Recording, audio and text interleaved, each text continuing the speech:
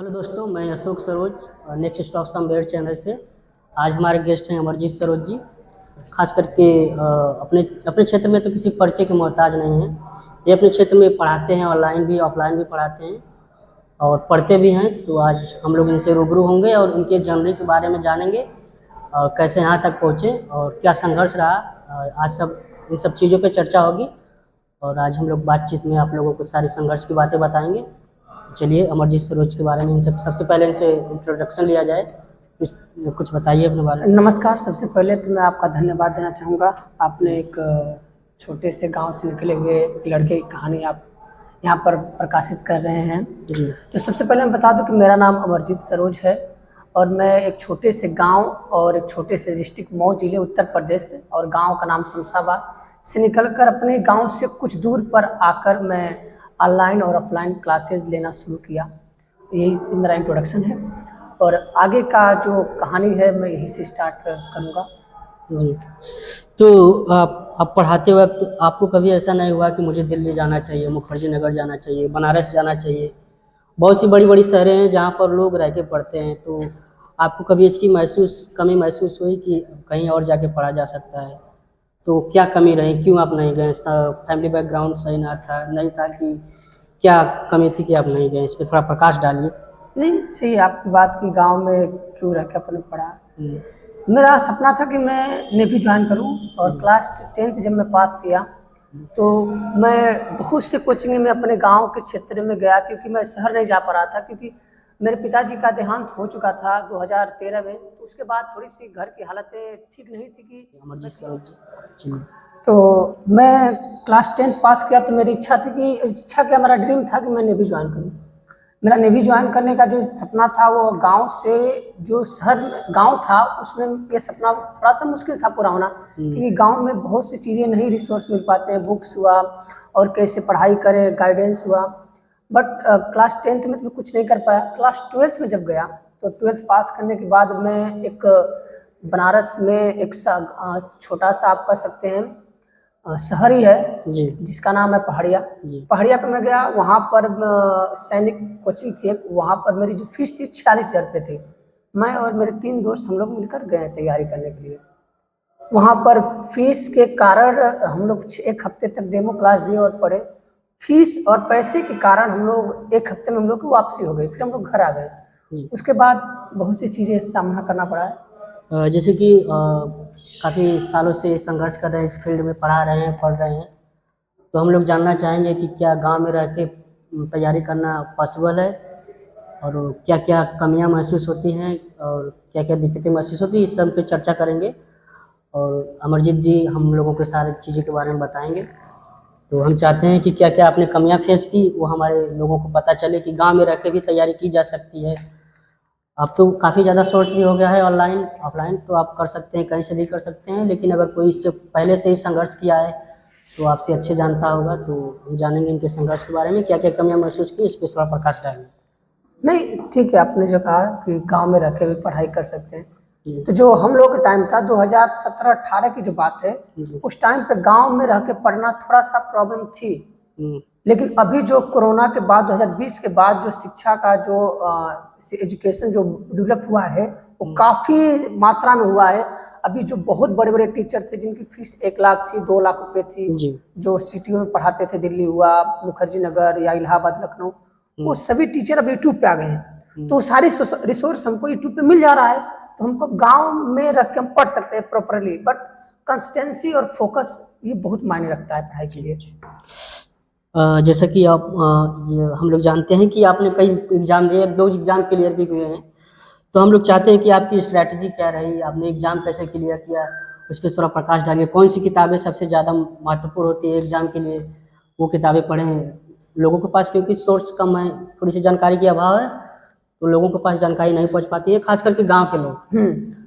तो आप अगर कुछ ऐसी किताबें हैं जिससे आपका लगता हो कि इससे हो सकता है कुछ क्वेश्चन ज़्यादा फंस जाए, तो आप चाहते हैं तो प्रकाश डाल सकते हैं किताब पे भी, और कैसे प्रिपरेशन करना है उसके बारे में भी आप बात कर सकते हैं। तो नहीं, गांव के लड़के जो फ्रेशर बच्चे हैं अगर वो तैयारी करना चाहते हैं तो सबसे पहले मैं उन्हीं बच्चों को ये बोलूँगा कि आप जिस भी एग्ज़ाम की तैयारी करें, चाहे वो आपका NDA हो, डिफेंस का हो या बैंक का हो या आपका एसएससी का हो चाहे यूपीएससी किसी भी का हो, सबसे पहले आप टाइम निकाल के अपने सिलेबस को कवर करिए। सिलेबस कवर करने के बाद आप क्या करना, आपको कि एक मॉक टेस्ट पर डे आपको लगाना। और मॉक टेस्ट कहाँ से लगाना है, टेक्स्ट बुक मुझे लगता है कि सबसे बेस्ट जी है। सबसे अच्छा है। टेक्स्ट बुक का जो क्वेश्चन है, बहुत से ऐसे क्वेश्चन है जो हूबहू वही आते भी हैं। जी जी मेरे बहुत से बच्चे जो सीजीएल की तैयारी कर रहे थे वो पेपर देकर आए, उनसे पूछा गया कि आप कहाँ से मॉक टेस्ट दिए। मैंने उनसे पूछा क्योंकि जो सर आप मॉक टेस्ट बताए थे टेक्स्ट बुक का, वो बहुत ही बेहतरीन था। तो एक तो ये हो गया, और दूसरी बात कि आप PYQ जो होता है उसको पूरा पढ़ लीजिए, जी टॉपिक वाई और चैप्टर वाई PYQ पूरा लगा लीजिए। पर कब, जब आपका सिलेबस पूरा हो जाए तब। अगर आप एक दो बार इसको कर ले रहे हैं तो कोई भी एग्जाम आपके लिए बहुत ज़्यादा आसान हो जाएगा। उतना भीड़ नहीं है जितना हम अपने आप को बना रहे हैं, बस डर है, डर का माहौल बचा हुआ बच्चों के अंदर। चलिए हम लोग अगले अगले क्वेश्चन की ओर बढ़ते हैं। और अगला क्वेश्चन हम लोगों को फैमिली बैकग्राउंड के बारे में है। आपका फैमिली बैकग्राउंड क्या है, इस पर थोड़ा प्रकाश डालिए। और कौन कौन है आप लोगों के घर में, इस पर भी थोड़ा प्रकाश डालेंगे हम लोग। और आज की चर्चा में घर के बारे में भी जानेंगे हम लोग। तो चलिए इस पर भी थोड़ी चर्चा हो जाए, तो बताइए। मैं गांव के, जिससे मेरा गांव उत्तर प्रदेश मऊ जिले में, और मऊ जिले के शमशाबाद में छोटा सा गांव है जहां पर हम लोग 5 भाई हैं, 2 बहनें हैं। पिताजी तो 2013 में ही उनका देहांत हो गया था, और माताजी हैं, और मेरे 2 भाई हैं, उनकी जो शादी हो चुकी है, घर ही पे रहते हैं। पर घर पे मैं नहीं रह के पढ़ पा रहा था, इसलिए घर से 5-6 किलोमीटर दूर एक छोटा सा कस्बा है जिसका नाम है करहा। वहाँ पर मैं आके अपना ऑफलाइन कोचिंग स्टार्ट किया, क्योंकि रिसोर्स नहीं हो पा रहे थे, पैसे नहीं हो पा रहे थे कि पढ़ पाऊँ। छोटी सी कोचिंग में स्टार्ट किया 2021 में। 21 से मैं पढ़ाते पढ़ाते 2024 तक मैं ठीक ठाक बच्चे पढ़ते थे। कुछ हुआ जो हम लोग यहाँ पर स्मार्ट बोर्ड और सब लगाए धीरे, मतलब लेकिन अब ठीक ठाक पढ़ लेते हैं हम लोग, और इससे हो जाता है। आपने बात किया पिताजी के बारे में। आपने बताया कि आपके पिताजी 2013 में चले गए। तो पिताजी नाम सुनते ही बड़ी भावनात्मक है। जैसे ही पिताजी का नाम सुनते हैं, माताजी का नाम सुनते हैं, अंदर से भावुक हो जाते हैं। तो आपको पिताजी का खोने का कितना अफसोस है, अगर बता सकते हैं तो थोड़ा सा प्रकाश डालिए। बहुत ज़्यादा नहीं, थोड़ा सा पिताजी बता का दीजिए। एक ही बात है कि कहा जाता है कि अगर आपके माता पिता के जीते हुए अगर आप अपने सपनों को पूरा नहीं कर पाते हो तो थोड़ी सी रिग्रेट रह जाती है, पछतावा रह जाता है। वही पछतावा मेरे पास भी है, क्योंकि पिताजी चाहते थे कि हमारे घर में कोई एक लड़का सरकारी नौकरी करे, ताकि गांव में शहर में हमारा कुछ नाम हो सके। तो ये मैं नहीं कर पाया, इसके लिए थोड़ा पछतावा है, पर मैं संघर्ष कर रहा हूँ। जी। है, पछतावा तो है। और जैसे आपने बताया कि पिताजी पहले चले गए, तो आपको मोटिवेशन कैसे मिलता है कि नहीं, माताजी हैं तो माताजी को कभी एक कैसा फील होता है कि नहीं अब जो भी करना है माताजी के लिए ही करना है। तो आपका क्या प्लान है, कब तक अपनी पूरी प्रयास करते समय क्या सोचते हैं कि कब तक हम कर लें?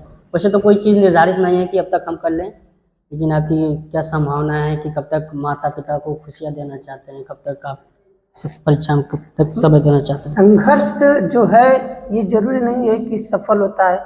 जी मैं दिल्ली मुखर्जी नगर भी पढ़ने गया था, जी तो वहाँ पर भी पैसे के कारण से ही मैं चला आया, और DSL एकेडमी वहाँ पर कुछ दिन तक पढ़ा मैं। तो मैं बता सकता हूँ कि सपने लेकर जाना शहर में या अपने सपनों को पूरा करना थोड़ी चुनौतीपूर्ण तो है, जी और बहुत ज़्यादा डिफिकल्टी भी है, क्योंकि अगर पूरा हो गया तो सारा समाज, पूरा गांव, पूरा परिवार आपके साथ होगा। नहीं हुआ तो वही लोग ताना मारेंगे, आपको तरह तरह की टिप्पणियां करेंगे, पर कोई ये नहीं कह सकता है कि मैं सफल हो जाऊंगा। संघर्ष है, किसी का होता है, किसी का नहीं होता है। मैं दिल्ली मुखर्जी नगर में जब था तो वहाँ पर मैं देखा कि बहुत से बच्चे जो थे कुछ सपने लेकर आए, जिनका 10 साल 15 साल हो गया था, किसी का सपना पूरा हुआ, किसी का नहीं हुआ। तो बहुत से सपनों को टूटते हुए हेलो देखे। दोस्तों, हम लोग बढ़ते हैं अपने अगले सवाल की ओर। और अगला सवाल है हमारा कि अगर आपसे कोई पढ़ना चाहता है, ऑनलाइन पढ़ना चाहता है, ऑफलाइन पढ़ना चाहता है, तो कहाँ आना पड़ेगा? अगर ऑफलाइन पढ़ना चाहता है तो अपना शहर के डिटेल्स दीजिए कि कोई लड़का आके पढ़ सके। अगर ऑनलाइन पढ़ना चाहता है तो किस चैनल से पढ़े, अपने चैनल का नाम बताइए जिसके माध्यम से लोग पढ़ सके और आपको जान सके। चलिए। तो मैं आपको एक ही बात बताऊंगा कि जो बच्चे दूर से हैं, जो नहीं आ पाते हैं, तो हमारा जो चैनल है Amarjeet English academy, offline class UP board के लिए जो क्लास 10th के हों और 12th के हों, उनके लिए पूरा फ्री क्लास में करा रहा हूँ इंग्लिश का। और जो SSC अच्छा किसी भी चीज़ की प्रिपरेशन कर रहे हैं, एग्जाम कर रहे हैं, उस सभी के लिए पूरा फ्री कंटेंट होगा, जो कि दिल्ली, मुखर्जी नगर, इलाहाबाद, बिहार, पटना के बहुत बेहतरीन टीचर की जो नोट्स मैंने पढ़ा, वो सारे नोट्स को मैं पढ़ा रहा हूँ। और जो ऑफलाइन पढ़ना चाहते हैं बच्चे, वो करहा, जो हमारा वो मऊ जिला है, मऊ जिले में करहा है, करहा में हम लोग की अमरजीत इंग्लिश एकेडमी नाम से क्लासेस चलती है। आप लोगों को इन्होंने बताया कि दिल्ली मुखर्जी नगर के कंटेंट मिलेंगे। जी बिल्कुल मिलेंगे, क्योंकि इन्होंने वहाँ पे जाके रहा है, वहाँ पे जाके पढ़ा है, एक्सपीरियंस है, 6 महीनों का एक्सपीरियंस है, वहाँ पे पढ़े भी हैं, पढ़ाए भी हैं, तो काफ़ी अच्छे टीचरों से मिले हैं, तो आपको अच्छी कंटेंट मिलेगा। और ये खान सर से बड़े इंस्पायर हैं, तो खान सर काफ़ी ऐसी चीज़ें चलाते रहते हैं जिससे गरीब लोगों का फ़ायदा होता रहता है। तो आप गरीब लोगों के लिए क्या करते हैं? कोई लड़का अगर सक्षम नहीं है पढ़ने के लिए, आपके आसपास का एरिया का है, तो उसके लिए आप कुछ, आपके पास सुविधाएं हैं जो उसको पढ़ने के लिए मदद हो? जैसा कि आपने कहा कि खान सर से इंस्पायर है, तो बिल्कुल मैं इंस्पायर हूँ खान सर से। दूसरी बात मैं आपको बताऊँ कि ये जितने भी आप देख रहे हैं, सारी ये टेबल ब्रेंच जो मैं पढ़ा रहा हूँ, मेरे पास किताबें, ये सभी बच्चों का ही प्यार है, जो जिनकी वजह से मैं आज ये टेबल ब्रेंच सब कुछ लाया हूँ। तो मेरे कोचिंग में जितने बच्चे पढ़ते हैं, उसमें से लगभग 25% ऐसे बच्चे हैं जिनके माता पिता सक्षम नहीं है पढ़ाने के लिए, तो मैं उनके घर जाके बात करके कहा कि नहीं, आप भेजिए, जो भी दिक्कतें होंगी या जो भी परेशानियाँ आप मुझसे शेयर करिए, और मैं इनको फ्री में पढ़ाऊँगा। तो पढ़ते भी हैं बच्चे, और जो अगर अभी पढ़ना चाहते हैं, अगर पैसे नहीं दे पाते हैं, फीस तो ऐसी मेरी फीस मात्र 150 रुपये है, पूरे क्लास की है, मतलब महीने पर 150 रुपये है, और आपको इंग्लिश पूरा कंप्लीट पढ़ाया जाता है, तो आप पढ़ सकते हैं। अगर आप पढ़ना चाहते हैं, इंग्लिश पढ़ना चाहते हैं, तो आपके एरिया में इससे बेहतर मौका कहीं भी नहीं मिलेगा। और मैं चाहता हूं कि आप पढ़ना चाहते हैं, आपके अंदर जज्बा है, आपके अंदर अगर आप कुछ करना चाहते हैं, तो एक बार सर से ज़रूर मिलें। और अगली वीडियो में हम इनके रूम के बारे में दिखाएंगे, इनके संघर्ष के बारे में दिखाएंगे, और बहुत सारी चीज़ों पर बात करेंगे। और इसके साथ हम लोग ये पॉडकास्ट ख़त्म कर रहे हैं। मिलते हैं आपसे अगली वीडियो में।